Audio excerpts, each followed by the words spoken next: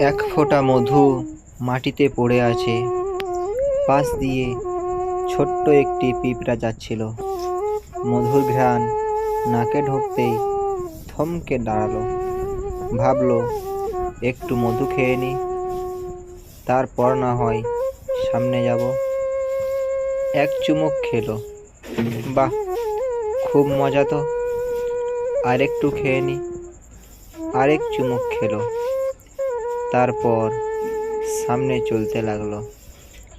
হাঁটতে হাঁটতে ঠোঁটে লেগে থাকা মধু চেটে খাচ্ছিল।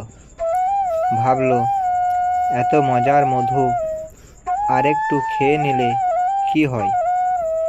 আবার পিছনে ফিরল। পূর্বে নিচে থেকে খেয়েছিল। ভাবলো, নিচের মধু এত মজা, উপরেরটা হয়তো আরও মজা হবে।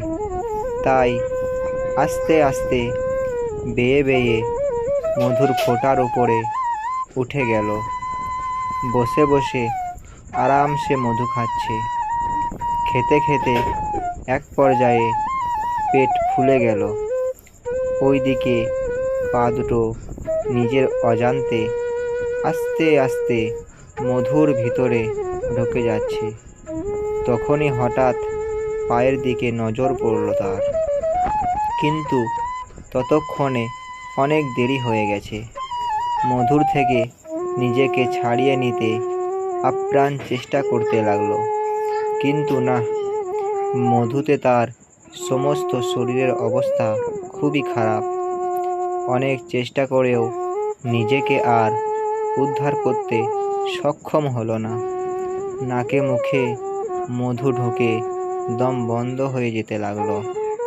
অবশেষে পিঁপড়াটি মধুর ভিতরে আটকে মৃত্যুবরণ করল। শিক্ষা: এই বিশাল দুনিয়াটা এক ফোঁটা মধুর মতো। যে এই মধুর পাশে বসে হালাল ও অল্পতেই সন্তুষ্ট থাকবে, সেই বেঁচে গেল।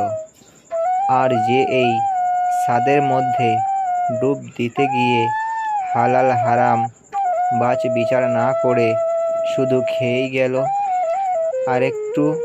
আরেকটু করতে একদিন সে এই মায়াজালে আটকে পড়েই মারা যাবে। তখন আর কেউ তাকে উদ্ধার করতে পারবে না। ধ্বংস অনিবার্য। তার দুনিয়া ও আখিরাতের দুটোই শেষ।